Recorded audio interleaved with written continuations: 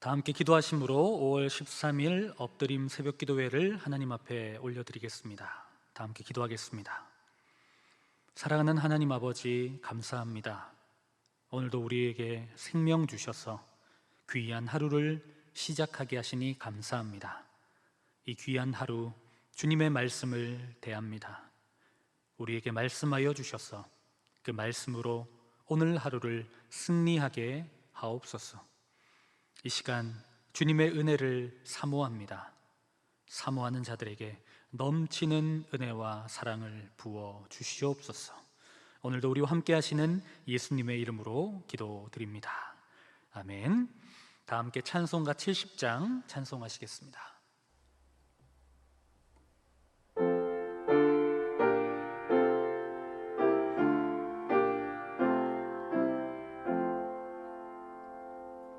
피난처 있으니 환난을 당한 자 이리 오라. 땅들이 변하고 물결이 일어나 산 위에 넘치되 두렵지 않네. 이방이 떠들고 나라들 모여서 진동하나. 우리 주 목소리 한 번만 바라면 천하의 모든 것 망하겠네. 만유주 하나님 우리를 도우니 피난처요. 세상의 난리를 그치게 하시니 세상의 장dom이 쓸데없네. 높으신 하나님 우리를 구하니 할렐루야. 괴로움이 심하고 환난이 극하나 피난처 되시니 주 하나님. 오늘 하나님께서 우리에게 주신 말씀은 사무엘하 17장 15절로 29절의 말씀입니다. 생명의 삶은 80쪽에 기록되어 있습니다. 이제 하나님의 말씀을 봉독합니다.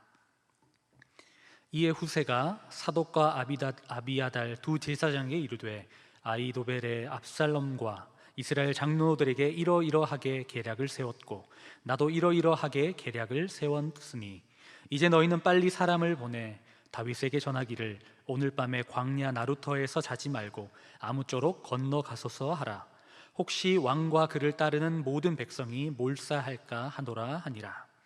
그때에 요나단과 아히마아스가 사람이 볼까 두려워하여 감히 성에 들어가지 못하고 에느로겔 가에 머물고 어떤 여종은 그들에게 나와서 말하고 그들은 가서 다윗 왕에게 알리더니 한 청년이 그들을 보고 압살롬에게 알린지라. 그 두 사람이 빨리 달려서 바울임 어떤 사람의 집으로 들어가서 그의 뜰에 있는 우물 속에 내려가니 그 집 여인이 덮을 것을 가져다가 우물 아귀를 덮고 찌은 곡식을 그 위에 널매 전혀 알지 못하더라. 압살롬의 종들이 그 집에 와서 여인에게 묻되 아히마아스와 요나단이 어디 있느냐 하니 여인이 그들에게 이르되 그들이 시내를 건너가더라 하니 그들이 찾아도 만나지 못하고 예루살렘으로 돌아가니라. 그들이 간 후에 두 사람이 우물에서 올라와서 다윗 왕에게 가서 다윗 왕에게 말하여 이르되 당신들은 일어나 빨리 물을 건너가소서. 아히도벨이 당신들을 해하려고 이러이러하게 계략을 세웠나이다. 다윗이 일어나 모든 백성과 함께 요단을 건널세 새벽까지 한 사람도 요단을 건너지 못한 자가 없었더라. 아히도벨이 자기 계략이 시행되지 못함을 보고 나귀의 안장을 지우고 일어나 고향으로 돌아가 자기 집에 이르러 집을 정리하고 스스로 목매어 죽으며 그 조상의 묘에 장사되니라. 이에 다윗은 마하나임에 이르고 압살롬은 모든 이스라엘 사람과 함께 요단을 건너니라. 압살롬이 아마사로 요압을 대신하여 군 지휘관으로 삼으니라. 아마사는 이스라엘 사람 이드라라 하는 자의 아들이라. 이드라가 나하스의 딸 아비갈과 동침하여 그를 낳았으며 아비갈은 요압의 어머니 스루야의 동생이더라. 이에 이스라엘 무리와 압살롬이 길르앗 땅에 진치니라. 다윗이 마하나임에 이르렀을 때에 암몬 족속에게 속한 랍바 사람 나하스의 아들 소비와 로베달 사람 암미엘의 아들 마길과 로글림 길르앗 사람 바르실레가 침상과 대야와 질그릇과 밀과 보리와 밀가루와 볶은 곡식과 콩과 팥과 볶은 녹두와 꿀과 버터와 양과 치즈를 가져다가 다윗과 그와 함께한 백성에게 먹게 하였으니 이는 그들 생각에 백성이 들에서 시장하고 고나고 목마르겠다 함이더라. 이 말씀은 살아계신 하나님의 말씀입니다. 오늘도 예배 자리에 나오신 귀한 성도님들을 주님의 이름으로 환영하고 축복합니다. 오늘 이 말씀을 통해서 하나님께서 주시는 은혜를 넘치도록 경험하시는 사랑하는 모든 성도님들 되시기를 바랍니다. 아히도벨의 현실적인 조언을 무력화시킨 후세는 다윗과 약속한 대로 사독과 아비아달에게 압살롬 진영의 소식을 전해 주었습니다. 빨리 사람을 다윗에게 보내어서 자신이 전한 소식을 알려줄 것을 요청합니다. 이미 전령을 전한 사람들을 미리 준비해 두었습니다. 그 사람들이 바로 요나단과 아히마스입니다. 후세가 그들에게 전하는 내용은 오늘 밤 광야 나루터에서 자지 말고 속히 요단강을 건너라는 지령이었습니다. 요나단과 아히마스는 혹시나 사람들의 눈에 띌까 성에 들어가지 않고 에느로겔 지역에 있었다고 합니다. 그들의 신분이 발각되는 일이 염려대로 일어나게 됩니다. 어떤 사람이 압살롬에게 이 사실을 알렸기 때문이죠. 그러자 그들은 속히 바후림이라는 지역으로 뛰어가게 됩니다. 여러분 혹시 바후림이라는 지역 기억나지 않으십니까? 다윗을 계속해서 정말 꾸준히 신실하게 비난했던 시므이가 바로 베냐민 있었던 곳이 바후림이고 그곳은 바로 베냐민 지역이었다는 것이죠. 그곳은 다윗에게 호의적이지 않을 수도 있는 동네입니다. 왜냐하면 사울의 고향이기 때문이죠. 사울이 있었던 그 베냐민 지역이었기 때문이죠. 하지만 하나님은 그곳에서 은혜를 입게 하십니다. 바후림 지역 어떤 사람의 집에 들어갔는데 그곳 주인이 이들을 지켜주게 됩니다. 그 집 우물 속에 이들을 숨겨주고 이렇게 덮었던 것이죠. 그리고 이제 압살롬의 군사들이 쫓아왔을 때 거짓 진술을 해줍니다. 어떻게 이렇게 생명을 걸고 어쩌면 이 두 사람을 숨겨줄 수 있을까요? 이것은 하나님의 은혜라고밖에 설명할 수 없을 것 같습니다. 사랑하는 여러분, 우리들의 인생에도 이렇게 생각지 않은 호의를 경험할 때가 있습니다. 분명히 나를 도와줄 명분이 없는데 어떠한 이해관계도 없는데 이해할 수 없는 도움을 받을 때가 있습니다. 이 모든 것이 하나님의 은혜, 하나님의 섭리 아니고서는 어떻게 설명할 수 있겠습니까? 어떤 사람들은 이런 호의를 불편해하기도 합니다. 그리고 또다시 이렇게 돌려줘야 된다라는 그런 불편함을 가진 사람들도 있습니다. 그러나 우리는 이것이 하나님께로부터 왔다라고 고백하기 때문에 하나님의 은혜에 감사하면 되는 것 같습니다. 이렇듯 하나님께서는 다윗을 보호하신다라는 것, 다윗의 공동체를 지키신다라는 것을 우리는 깨달을 수 있습니다. 동일하게 하나님은 여러분과 같이 하나님의 사람들을 지키고 보호하시는 분이심을 믿으실 수 있는 여러분들 되시길 바랍니다. 요나단과 아히마아스는 이제 군사들이 돌아간 것을 확인했습니다. 그리고 다윗에게 속히 가서 이 사실을 전합니다. 오늘 당장 즉시 요단강을 건너가십시오. 22절을 보니 동이 트기 전에 다윗의 모든 일행이 요단강을 건너가게 됩니다. 이렇게 후세와 요나단, 아히마아스 그리고 익명의 사람들을 통해 하나님은 다윗과 그의 공동체를 보호하셔서 시간을 벌고 전열을 가다듬고 전쟁을 준비할 시간을 이렇게 벌게 되었던 것이죠. 하나님은 하나님의 사람들을 이렇게 인도하셨습니다. 때로는 문제가 있는 것 같고 막힌 것 같고 이렇게 하다가 큰일 나는 건 아닌가 하는 염려와 두려움이 있을 때도 있었지만 하나님은 이렇게 인도하셨습니다. 반대로 한편 이제 아히도벨의 이야기로 갑자기 전환이 됩니다. 아히도벨은 자신의 전략이 채택되지 않자 큰 충격을 받은 것 같습니다. 그는 압살롬을 떠나게 됩니다. 그는 지략가였기 때문에 압살롬의 작전이 성공하지 못한다는 것을 직감적으로 알았던 것입니다. 그리고 고향으로 돌아가 집을 정리하고 스스로 목을 메어 죽음을 선택했습니다. 어쩌면 어차피 죽은 목숨이라고 생각했던 것인지도 모르겠습니다. 참 안타까운 일이 아닐 수 없습니다. 다윗의 지략가였지만 압살롬의 편에 섰던, 배신했던, 기회주의적으로 살았던 모습의 마지막 모습이 이렇게 비참하다라는 것을 우리로 보게 됩니다. 하나님은 그에게 지혜를 주셨습니다. 지혜가 있는 것도 중요하고 하나님께 지혜를 받은 것도 중요하지만 더 중요한 것은 그것을 어떻게 사용하는가, 어디에 사용하는가, 선한 일에 사용하는가, 나를 위해 사용하는가, 악한 일에 사용하는가, 그것도 참 중요한 것입니다.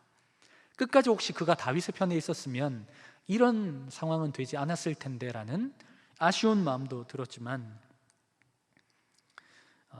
어찌되었든 아히도벨의 죽음에서 느낄 수 있듯이 압살롬 진영에 암울한 기운을 느낄 수 있습니다.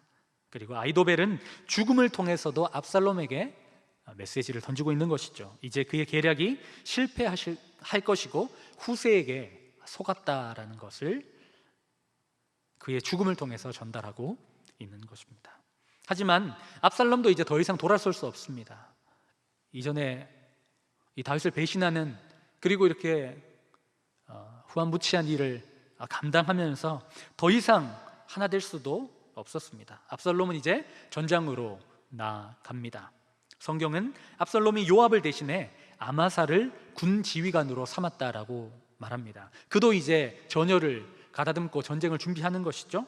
그러면서 아마사의 가족관계를 조금 길게 이렇게 설명하고 있는데 이것은 아마사의 아버지가 이스라엘 사람이었기 때문에 그들의 민심을 얻고자 하는 기용이었음을 알 수 있습니다. 여전히 압살롬은 자신의 계략으로 전쟁을 준비하고 있음을 우리는 볼 수 있습니다. 이제 이렇게 서로 전열을 가다듬은 다윗과 압살롬 백성들이 정면으로 대치하게 됩니다. 다윗은 마하나임에, 압살롬은 길르앗에 진을 치게 됩니다. 이제 이튿날 동이 튼 후에 압살롬도 군사를 소집하고 요단강을 건넜습니다. 아마사를 군대 장관으로 임명하고 다양한 준비를 하며 전열을 가다듬었습니다. 그런데 한쪽 편 이야기가 들립니다. 대치하고 있는 그때에 마하나임에 있었던 다윗 지방에 모압 사람 세 사람이 뜬금없이 소개되고 있습니다. 소마와 마길, 바르실레입니다. 이들은 전쟁에 지쳐 있는 자들에게 먹을 것과 생필품을 준비했습니다.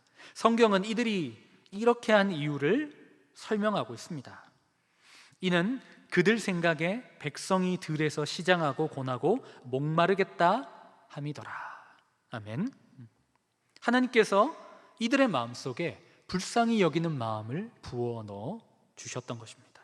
그리고 이들은 그대로 하였습니다. 그들의 마음에 불쌍히 여기는 마음, 목마르겠다, 고나겠다, 안 됐다라는 마음을 주신 분도 하나님이십니다. 그런데 더 대단한 것은 그들이 그대로 행하였다라는 것이 더 대단한 것 같습니다. 하나님은 다윗과 백성들을 지키시고 보호하시고 공급하신다라는 것을 성경을 통해서 꾸준히 이야기합니다.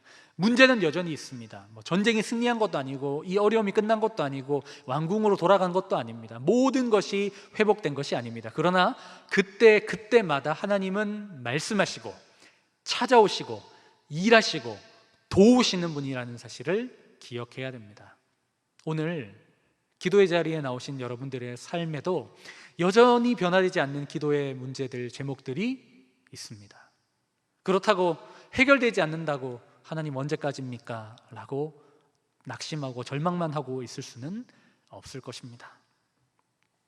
순간순간 찾아오시는 하나님의 은혜를, 그 사랑을 기억하고 오늘 하루를 버티고 오늘 하루를 살아가는 우리가 되어야 될 줄 믿습니다. 이렇게 두 그룹이 대치하고 막상막하같이 보이지만 성경이 누구 편에 서 있는지, 어느 쪽을 하나님께서 어느 쪽을 돕고 계신지 우리는 성경을 통해 쉽게 알 수 있습니다. 오늘 말씀을 통해서 우리가 어떤 메시지를 찾을 수 있을까요? 다시 한번 정리해 보았으면 좋겠습니다. 하나님은 고비고비마다 성도들의 삶에 개입하시는 분이십니다. 하나님은 멀리 계신 분이 아니라 우리 가운데 계십니다. 하나님은 다윗이 힘들 때마다, 위기 때마다 선하게 인도하셨습니다. 그 하나님의 손길을 오늘도 경험하는 여러분들 되시기를 주님의 이름으로 축복합니다. 두 번째는 하나님은 돕는 손길을 준비하신다는 것입니다. 다윗과 전혀 상관없는 사람들이 다윗을 돕기 시작합니다. 사울의 지파의 동네에서도, 여기서는 도울 수 있는 아무런 명분이 없는데도 불구하고 돕는 사람이 나타나는 것입니다. 후세, 요나단과 아히마아스, 자신의 생명을 바쳐서 이 일들을 감당했습니다. 하나님은 하나님의 사람들에게 이렇게 돕는 손길을 주십니다. 하나님은 그들의 마음에 감동을 주십니다. 우리는 이것을 은혜라고 부릅니다. 하나님의 방법은 사람을 통해서 일한다는 사실을 우리는 기억해야 됩니다. 그래서 공동체가 저는 참 중요하다고 생각합니다. 공동체는 하나님을 경험할 수 있는 귀한 통로라는 사실입니다. 소비와 마길과 바르실레의 섬김을 기억합시다. 지쳐있던 엘리야를 도왔던 그 하나님께서 보내주셨던 까마귀와 같은 그 까마귀가 우리 가운데 우리를 돕고 계시다, 돕는다라는 사실, 공동체가 있다라는 사실 꼭 기억하고 힘을 얻는 우리가 되었으면 좋겠습니다. 마지막으로 하나님은 우리가 도움을 받는 자리에만 머물지 않고 돕는 위치에 서기를 원하십니다. 우리가 섬기기를 원하신다는 겁니다.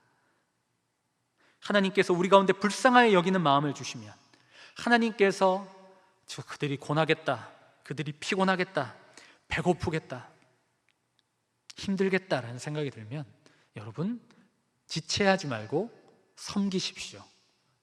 그곳에 하나님이 계십니다. 그리고 오늘 이 소비와 마길과 바르실레이의 이 이름이 성경에 기록되어서 그 성경의 기록을 통해서 우리가 은혜를 받고 이 향기가 아름답게 풍겨지는 것처럼 여러분들의 섬김을 통해서, 여러분들의 섬김이 이 안산과 지역과 여러분 가족과 모든 영역 가운데 아름답게 향기 나기를 주님의 이름으로 축복합니다. 오늘 하나님은 우리에게 말씀하십니다. 혼자가 아니야. 내가 너와 함께한다. 고비고비 때마다 내가 너의 주인이라는 사실을 알려주신다고 말씀하십니다.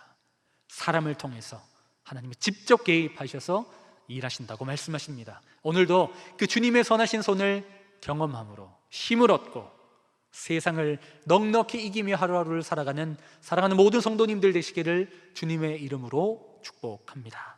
기도하겠습니다. 사랑하는 하나님 아버지, 오늘도 우리에게 말씀하여 주시니 감사합니다. 주님께서는 항상 우리와 함께 하시며 특별히 인생의 고비 때마다 우리를 인도하시는 분이심을 말씀을 통해서 보게 됩니다. 하나님, 그 하나님의 사랑을 항상 경험하는 삶을 살아가도록 인도하여 주옵소서. 또한 다윗의 일행을 마음을 다해 섬기는 손길들을 바라봅니다. 우리가 여기까지 온 것도 누군가의 섬김 때문이었음을 고백합니다. 우리 또한 누군가를 섬기는 믿음의 사람들이 되도록 인도하여 주옵소서. 사랑하는 원로 목사님, 영육과 신원의 강건함을 허락하여 주옵소서. 하나님의 말씀을 선포하는 곳곳마다 생명이 살아나는 역사가 일어나게 하셔서 끝까지 주님 앞에 귀하게 신실하게 사용되는 주님의 종 되도록 축복하여 주옵소서. 담임 목사님 발길 닿는 곳마다 그리스도의 보혈의 향기, 사랑의 절정인 십자가의 향기가 진동케 하시며 막다른 길에서도 날아오르고 절벽에서도 비상하는 하나님의 거룩하고 신실한 도구 되게 도와 주옵소서. 교회를 위해 기도합니다. 이번 달 세례와 입교 예식이 있습니다. 하나님 기름 부어 주셔서 새롭게 거듭나는 은총을 경험하고 또한 성도들은 주님 만났던 첫사랑을 회복하는 은혜의 시간 되게 도와 주옵소서. 이 시간에도 주님 앞에 귀한 예물 드리는 손길이 있습니다. 하늘의 신령한 보고를 부어 주옵소서. 우리의 기도에 신실하게 응답하실 주님을 찬양합니다. 예수님의 이름으로 기도드립니다. 아멘. 하늘에 계신 우리 아버지, 아버지의 이름을 거룩하게 하시며 아버지의 나라가 오게 하시며 아버지의 뜻이 하늘에서와 같이 땅에서도 이루어지게 하소서. 오늘 우리에게 일용할 양식을 주시고 우리가 우리에게 잘못한 사람을 용서하여 준 것 같이 우리 죄를 용서하여 주시고 우리를 시험에 빠지지 않게 하시고 악에서 구하소서. 나라와 권능과 영광이 영원히 아버지의 것입니다. 아멘. 이 시간 기도하실 때에 나라와 민족, 교회를 위해 그리고 오늘 말씀을 놓고 계속해서 기도의 자리로 나아가겠습니다.